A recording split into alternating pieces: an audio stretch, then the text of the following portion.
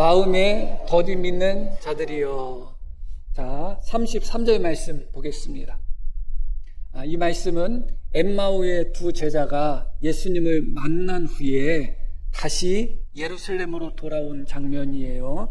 그들이 예루살렘에서 떠나는 길에서 예수님을 만나게 되잖아요. 만난 후에 예수님인 것을 깨닫게 된 후에 곧바로 예루살렘으로 돌아오는 그런 장면부터 시작이 되는 겁니다. 자, 이렇게 시작돼요. 곧 그때로 일어나 예루살렘에 돌아가 보니 11 제자 및 그들과 함께한 자들이 모여 있어. 계속 넘겨요. 말하기를 주께서 과연 살아나시고, 이 과연이라는 단어는 확실하다 그거예요. 이 엠마오의 두 제자가 예수님을 만난 후에 돌아와서 봤더니 11 제자와 또 다른 제자들이 모여 있는데 그들이 뭐라고 이야기했다고요? 주님이 확실히 살아나셨다, 그렇게 이야기한 거예요. 참 소망스럽죠. 그러고 시몬에게 보이셨다. 여기 시몬은 누구예요? 베드로예요. 주님께서 확실히 살아나셨다. 그리고 베드로에게 보여주셨다, 그렇게 말씀합니다. 계속 볼게요. 두 사람도 길에서 된 일과 예수께서 떡을 떼심으로 자기들에게 알려지신 것을 말하더라. 간증이 이제 넘쳐나는 거예요. 엠마오로 가다가 절망 가운데 가다가 주님을 만나고 돌아와서 봤더니 그 예루살렘에 있는 제자들이 정말 예수님이 확실히 살아나셨다, 그리고 베드로에게도 보여주셨다 하면서 그런 이야기를 할 때 이 엠마오의 두 제자도 맞다고, 우리도 길을 가다가 예수님을 만났고 예수님과 함께 밥을 먹었는데, 떡을 떼었는데 바로 그 순간에 우리가 예수님을 알아봤다 하면서 이 간증이 넘치는 것입니다. 그런데 은혜 위에 은혜라고 표현해야 될까요? 그 다음 절 보겠습니다. 이 말을 할 때에 서로가 예수님을 보았다고 하고 서로가 예수님의 부활이 확실하다고 말할 때에 예수께서 친히 그들 가운데 서서 이것보다 더 큰 증거가 어디 있겠어요? 주님이 갑자기 그 자리에 딱 나타나셔서 말씀하시는 거예요. 이르시되 너희에게 평강이 있을지어다 하시니. 아멘을 잘 하셨어요. 그렇죠? 그 다음 절이 문제예요. 그런데 그 다음 절 볼게요. 그들이 놀라고 무서워하여 그 보는 것을 영으로 생각한지라. 서로 정말 주님이 확실히 부활하셨다, 주님이 베드로에게도 보여주셨다, 엠마오 제자들도 맞다, 우리도 주님 만났다, 주님과 함께 떡도 떼었다, 그렇게 막 간증이 넘칠 때 주님이 직접 나타나셔가지고 너에게 평강이 있다 그렇게 말씀하셨을 때 제자들의 반응은 오히려 의외의 반응을 보인 거예요. 그 보는 것을 영으로 생각하는지라. 계속 볼게요. 예수께서 이르시되, 자, 여기서부터 함께 읽겠습니다. 어찌하여 두려워하며 어찌하여 마음에 의심이 일어나느냐. 너무 놀라운 말씀이에요. 주님이 그 자리에 나타나셔서 말씀하시는 순간 믿음 없고 의심을 가득하게 가졌던 제자들이 그 안에서 믿음이 올라오고 믿음이 일어난 것이 아니라 오히려 예수님은 확실히 부활하셨다, 우리가 예수님을 만났다, 그렇게 서로 예수님의 부활이 확실하다고 믿고 말하는 중에 주님이 나타나셨는데 도리어 부활하신 주님을 보고서 제자들의 반응은 그들 안에, 그들 마음속에 의심이 일어나고 있었다는 거예요. 이런 일이 어디 있는 거예요 도대체? 의심하던 자도 부활의 예수님을 만나면 믿음이 생겨나고 믿음이 일어나고 믿음이 상승돼야 되는데 그들 안에 믿음이 있었단 말이죠. 예수님이 과연 부활하셨다, 베드로에게도 보여주셨고 엠마오 두 제자에게도 보여주셨고 예수님은 확실히 부활하셨다고 그들이 말하는 중에 예수님이 그 자리에 나타나셨는데 부활하신 주님을 보면서 그들 마음속에는 믿음의 확신이 생긴 것이 아니라 의심이 일어나기 시작했다, 도리어. 이런이죠.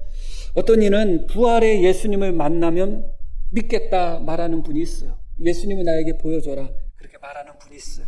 그러나 이 말씀은 우리에게 무엇을 보여주는가? 부활하신 예수님이 나타나셔도 오히려 예수님을 봄으로 말미암아 믿음이 떨어질 사람도 있다는 거예요. 오히려 의심의 늪에 빠질 사람이 있다는 거예요. 부활하신 예수님을 만난다고 해서 다 믿음이 상승하고 믿음이 새로워지는 것이 아니라는 거예요. 그만큼 우리 인간은 무엇을 믿는다는 것, 그것이 우리 경험 속에서 일어나지 않은 것은 믿기가 참 어려운 거예요. 사람이 죽었다 살아나는 것 우리 경험 속에서 한 번도 보지를 못했잖아요. 너무나 믿기가 어려운 거예요. 그런데 제자들은 예수님이 생전에 죽은 사람을 살리시는 기적을 행하신 것을 옆에서 지켜보았잖아요. 그럼에도 불구하고 예수님이 죽은 자 가운데서 부활하신 모습을 직접 보고 나서 오히려 예수님을 직접 본 것으로 말미암아 그들 안에 의심이 솟아나고 있었다. 의심이 일어나고 있었다. 너무나 놀라운 말씀입니다. 이런 인간의 연약한 모습을 우리 예수님은 25절에서 이렇게 표현하고 있습니다. 이르시되 미련하고 선지자들이 말한 모든 것을 함께 읽겠습니다. 마음에 더디 믿는 자들이여. 믿기는 믿는데 그 마음에서 아주 느리게 믿는다는 거예요. 너무 더디게 믿는다는 거예요. 간혹가다 어떤 아이들은 4살, 5살 때까지 말을 못하는 애도 있다고 하더라고요. 그러다가 계속 말을 잘 못하고 그런 자폐가 발견되기도 하지만 뒤늦게 또 말을 띄는 사람도 있고 그럽니다. 아이가 말이 더디다 그러는 거죠. 그런데 3살, 4살까지 말 못한다고 해서 나중에 말만 잘하면 되지 않겠어요? 그런데 부모는 걱정이 되겠죠. 그런데 70, 80까지도 말을 잘 못한다. 그건 말이 더딘 게 아니죠. 운동도 그래요. 어떤 사람은 몇 달 만에 운동이 빨리 느는 사람이 있어요. 그런데 어떤 사람은 몇 년에도 안 늘어. 더딘 사람이 있어요. 믿음도 그렇다는 거예요. 사람마다 다 차이가 있지만 일반적으로 사람은 믿는 데 있어서 그 마음이 속도가 더디다. 너무 천천히 믿고 있다. 그 안에 믿음이 생기기까지 너무 오랜 시간이 필요하다. 모든 것을 마음에 더디 믿는 자들이요. 그러다 보니까 부활하신 예수님을 만난 사람의 증거를 들어도 그 안에 믿음이 바로 자라나지를 않아요. 믿음이 너무 더디게 자라. 너무 더디게 자라. 그리고 자기들이 예수님을 만났다고 서로 간증하면서도 부활하신 예수님을 만났는데 그 순간에 그들 안에서 믿음이 자라오는 것이 아니라 오히려 의심이 자라고 있는 거예요. 우리 마음밭은 믿음이 자라기에는 너무 적합하지 않은 마음을 갖고 있다는 거예요. 그러다 보니까 마음의 밭이 믿음의 씨앗에 있어서는 너무 척박하다 보니까 너무 더디게 자라는 거예요.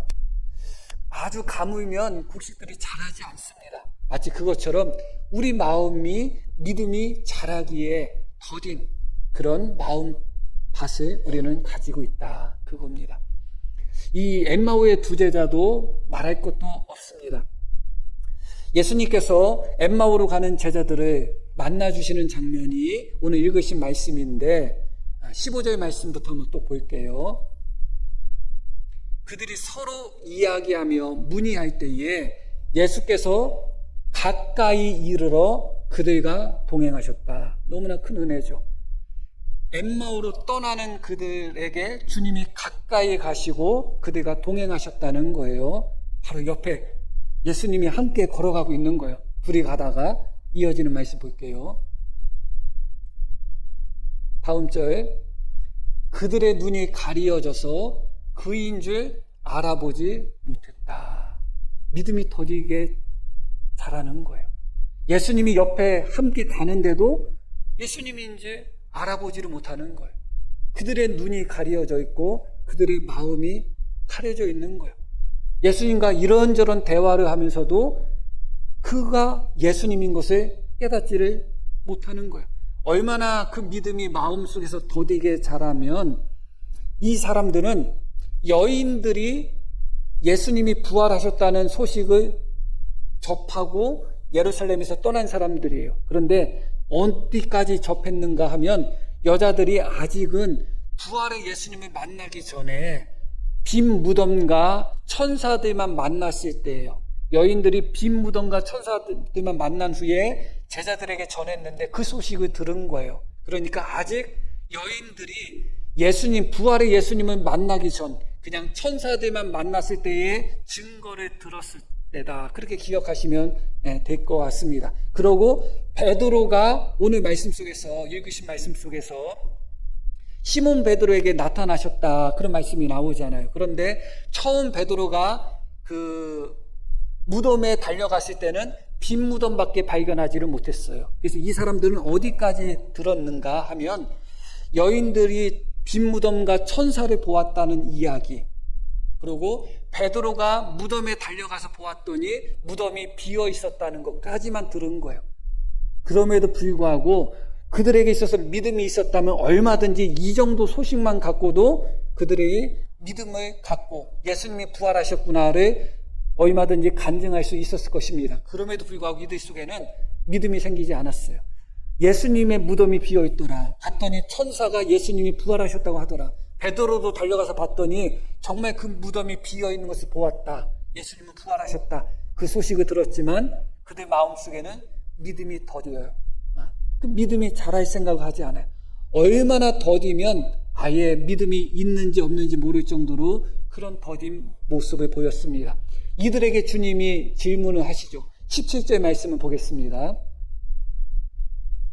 예수께서 이르시되 너희가 길 가면서 서로 주고받고 하는 이야기가 무엇이냐 하시니 두 사람이 슬픈 빛을 띠고 머물러 섰다. 슬픈 빛을 띄었다는 것은 이 사람들이 예수님의 부활을 믿었다는 거예요? 안 믿었다는 거예요?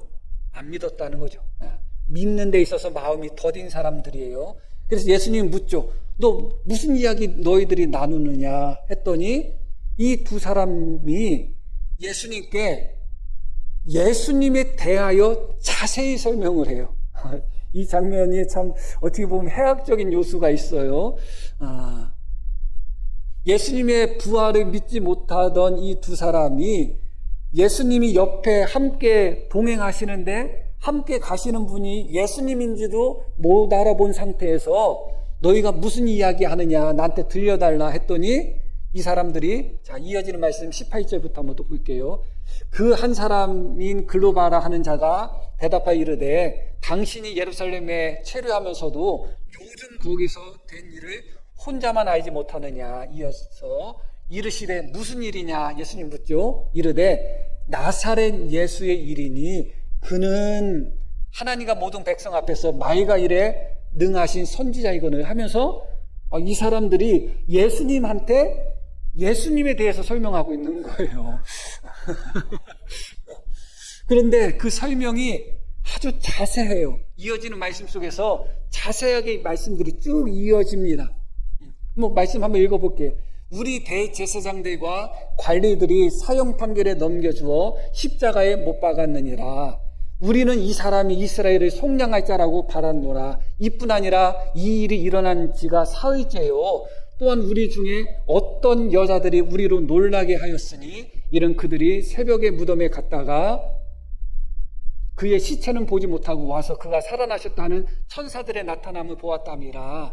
또 우리와 함께한 자 중에 두어 사람이 무덤에 가 과연 확실히 여자들이 말한 바와 같음을 보았으나 예수는 보지 못하였다 하거늘 하면서 예수님이 어떤 분이었는지, 어떻게 돌아가셨는지, 그리고 그 돌아가신 예수님이 부활하셨다는 것을 어떤 사람들이 증거했는지까지 다 예수님께 말하고 있습니다. 예수님에 대해서 너무 잘 압니다. 어느 정도로 잘 아는가? 예수님께 설명할 정도로, 예수님에 대해서 예수님께 설명할 정도로. 예전에 제가 고등학교 때 어떤 분이 성경 얘기 이런저런 이야기를 해가지고 그분하고 이야기하다가 제가 그분에게 성경을 가르쳐 줬어요. 고등학교 때. 알고 봤더니 그분이 전도사님이었어. 여러 가지 상상은 상상에 맡길게요. 전도사보다 더 훌륭한 고등학생이었는지 아니면 그분이 더 훌륭한 전도사였기 때문에 고등학생이 떠드는 소리 그냥 그렇구나 하고 받아들였는지 뭔지는 모르겠어요. 그런데 이 사람들이 지금 예수님한테 예수님에 대해서 쫙 설명하는 겁니다. 너무 잘 알고 있습니다. 그러나 그렇게 예수님에 대하여 예수님한테 설명할 정도로 잘 알고 있음에도 불구하고 그들 안에 믿음은 더디게 자라고 있는 거예요.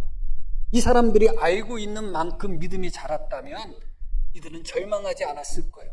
엠마오로 떠나지 않았을 거예요. 이미 이들은 예수님이 부활하셨다는 소식도 들었잖아요. 얼마나 더 잘 알아야 돼요. 예수님이 메시아라는 것도 믿었잖아요. 이스라엘을 속량할 분이라는 것을 우리는 소망했다고 이야기하잖아요. 예수님에 대해서 그렇게 잘 알고 있는데 그들이 그렇게 잘 알고 있는 것에 비례해서 그들의 믿음은 빨리 자라지를 못하는 거예요. 참 안타깝죠. 그래서 주님이 25절에 말씀을 하신 겁니다. 25절 다시 볼게요. 찬송 한 장 부르고서 볼까요?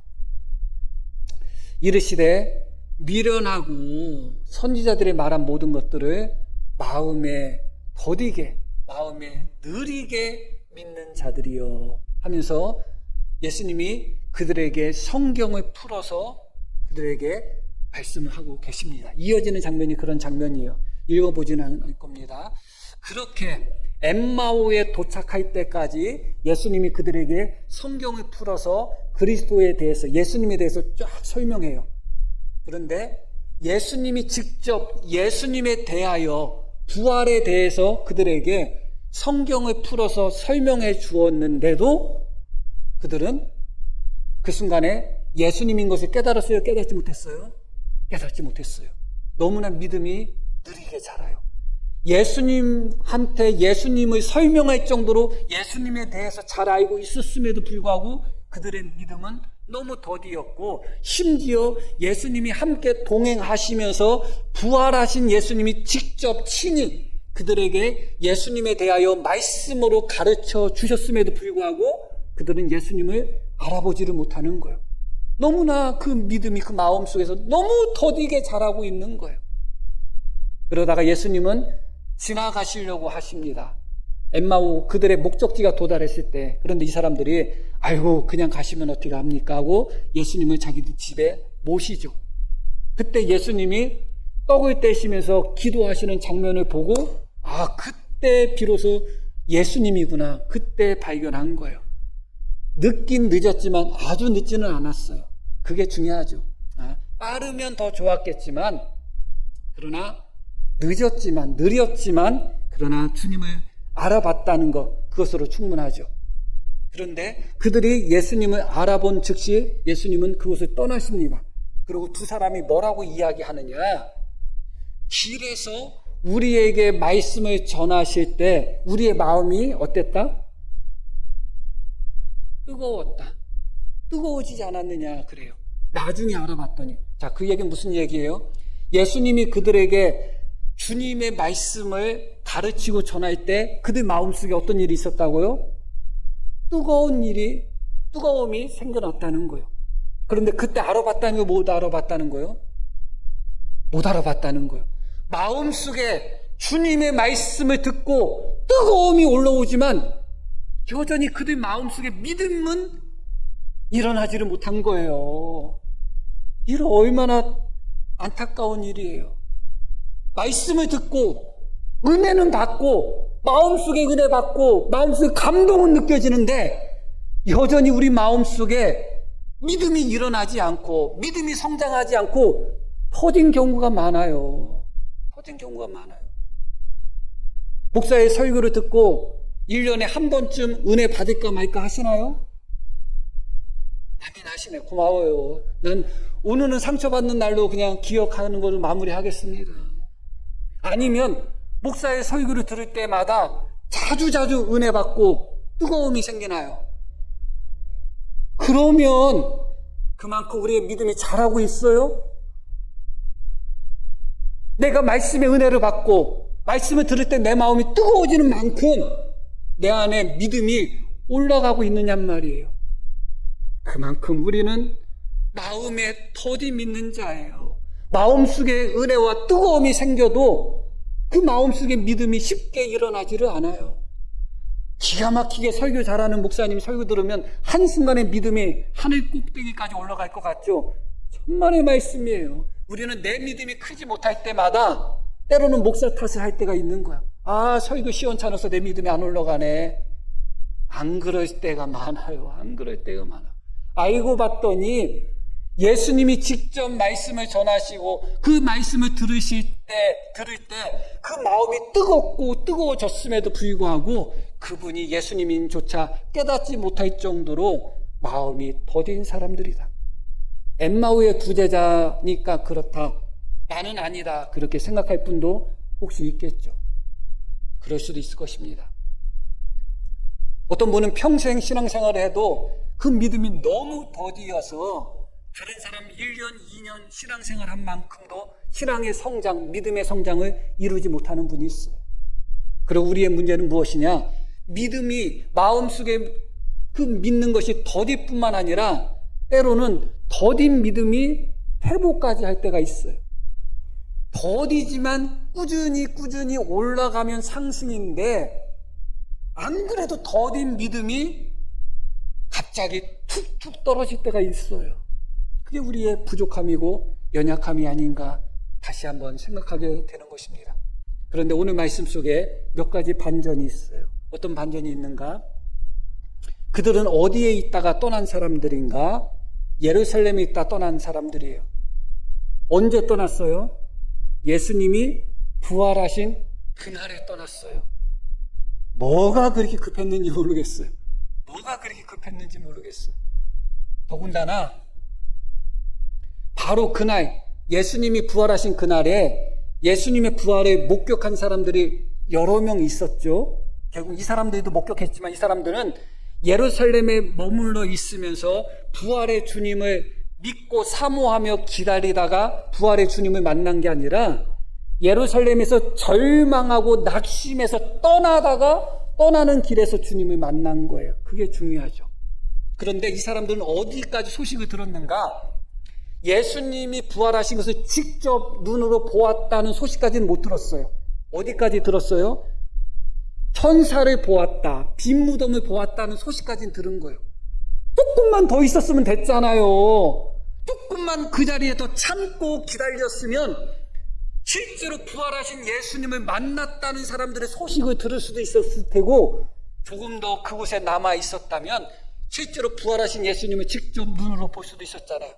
뭐가 그렇게 급하고 뭐가 그렇게 바쁘길래 부활하신 예수님이 부활하신 바로 그날 첫 번째 증인들이 아직은 부활의 예수님을 만나기 전에 그래서 우리는 부활하신 예수님이 아니라 빈 무덤을 보았고 천사들을 보았다고 전했은 바로 그 순간 그때 거기까지만 듣고 마음에 낙심하고 절망한 가운데 속히 예루살렘을 떠난 거예요.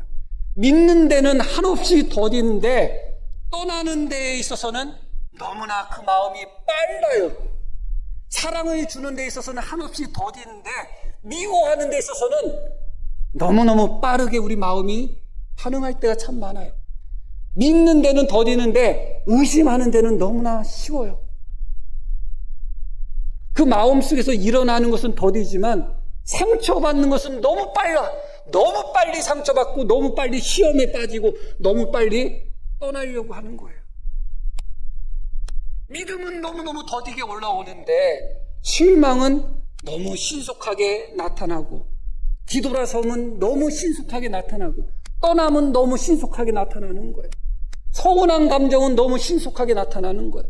감사한 감정, 기쁜 감정, 은혜의 감정은 더디게 올라오는데 남한테 서운한 마음이 들고 억울한 마음이 들고 상처받은 마음이 드는 것은 너무 쉽게 우리 안에서 일어나고 있는 거예요. 그 마음을 인정하셔야 돼요. 우리 마음은 좋은 씨앗이 자라기에는 촉박하고 잡초와 같은 그런 마음들이 그런 씨앗들이 자라기에 좋은 밭이라는 것을 인정하셔야 돼요.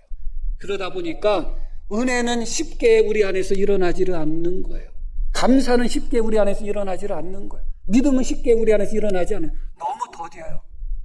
그러나 원망, 불평, 불신, 의심 그런 것은 너무너무 쉽게 우리 마음속에서 자라나고 있는 거예요. 스스로가 우리를 돌아보셔야 되는 것입니다.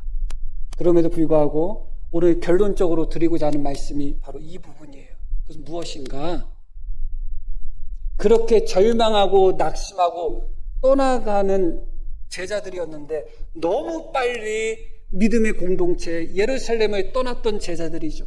조금만 더 참고 견뎠다면 그곳에서 부활의 주님을 만나는 것이고 바로 그곳이 하나님의 성령이 임하시는 장소가 되잖아요. 그런데 너무 빨리 떠났죠. 그러나 놀라운 것은 그들이 빨리 떠나는 발걸음보다 주님이 그들을 쫓아가신 발걸음이 더 빨랐다는 거예요. 그들이 속히 떠났는데 어느 순간 봤더니 예수님이 옆에 동행하고 계시는 거예요. 같이 가고 계시는 거예요. 그들은 떠났지만 떠났던 그들의 발걸음보다 주님의 발걸음이 더 빨랐죠. 그러나 이것이 엠마오 제자에게 일어났다고 해서 모든 사람들에게 다 일어난다고 생각하시면 안 돼요. 나는 떠나도 언제나 주님이 내가 떠나고 도망가는 발걸음보다 더 빨리 나를 쫓아오셔서 나를 붙들어 주실 것이라. 물론 큰 믿음이라 할 수 있겠지만 엠마오 두 제자에게 임한 은혜가 모든 사람에게 임하는 것은 아닙니다. 어떤 사람은 떠난 것으로 끝나버리는 사람이 있어요. 그럼에도 불구하고 오늘 이 말씀은 우리에게 소망을 주는 거예요. 그들이 너무 속히 너무 빨리 떠났음에도 불구하고 그들의 떠나는 발걸음보다 예수님이 쫓아가셨던 발걸음이 더 빠르셨다. 그리고 그들이 끝까지 깨달을 때까지 예수님은 그들의 발걸음에 맞춰서 걸어가셨다. 예수님이 더 빠르시니까 더 먼저 가셨다가 아니라 계속 그들과 함께 동행하셨다는 것이죠. 이런 놀라운 은혜가 우리 모든 성도님들에게 임하기를 간절히 축복합니다. 그런 후에 33절 말씀이 나옵니다. 이 말씀이 결론적인 부분이 되겠습니다. 곧 함께 읽을게요. 곧 그때로 일어나 예루살렘으로 돌아가 보니 여기까지만 읽겠습니다. 자, 예수님인 것을 깨닫자마자 어떻게 했어요? 곧바로 일어나서 다시 돌아왔다는 거예요. 그러니까 이 사람들은 이만하면 모범인 거죠. 너무 속히 떠나는 것도 문제지만 대신 주님께 돌아오는 것도 속히 돌아왔어요. 속히 돌아왔어요. 떠날 때는 속히 떠나지만 돌아올 때 속히 안 돌아오고. 그러면 문제겠지만 그러니까 주님이 이들을 찾아가신 거예요. 이들은 주님을 만나고 주님을 깨달으면 속히 돌아올 사람인 것을 아시기 때문에 가신 거예요. 그러나 어떤 사람은 주님이 쫓아가셔도 그 주님을 만나도 속히 돌아오지 않는 사람들이 있어요. 주님이 그들을 끝까지 찾아가셔야 할까요? 그렇지 않아요. 연약함으로 말미암아 주님을 떠났지만 주님이 만나주시고 주님이 다시 한번 은혜를 주시면 속히 돌아올 사람들에게 주님은 찾아가십니다. 그러나 연약함이 아니라 완악함과 고집불통 속에서 주님을 떠나고 주님이 찾아가시고 주님이 다시 한번 그에게 은혜를 주셔도 돌아오지 않을 사람에게 주님이 따라가시겠어요? 그렇지 않은 것입니다. 이들의 모습 속에서 믿기는 더디하지만 떠나기는 속히 하고 그들 마음속에 믿음이 더디 일어나지만 의심은 속히 일어나는 우리의 모습을 발견합니다. 그러나 그렇게 속히 떠났음에도 불구하고 그들의 발걸음보다 더 빠르신 주님의 은혜의 발걸음을 발견하게 됩니다. 그리고 그렇게 자신들을 쫓아오신 주님의 은혜의 발걸음에 응답하여 주님을 깨달은 순간 곧바로 속히 돌아온 이들의 믿음의 응답을 발견하게 됩니다. 이 모든 과정 속에서 우리의 모습을 다시 한번 돌아볼 수 있는 복된 하루가 되기를 축복합니다. 자, 우리 들으신 말씀 기억하며 함께 기도하시겠습니다.